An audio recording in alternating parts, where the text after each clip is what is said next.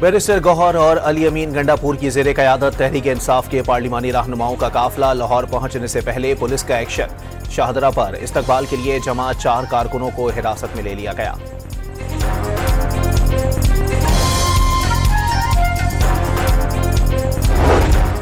सरबराह JUI मौलाना फजल-ur-रहमान ने खैबर पख्तूनख्वा हुकूमत की तब्दीली की मुखालफत कर दी।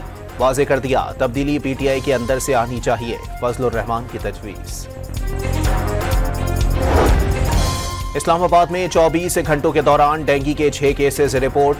गुज़िश्ता 10 रोज में मुख्तलिफ मकामात पर 333 लार्वा पाए गए।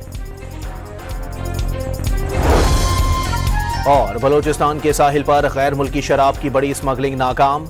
एक्साइज और नेवी ने मुश्तरका कार्रवाई करके 35 करोड़ रुपए मालियत की 10,000 बोतलें बरामद कर ली।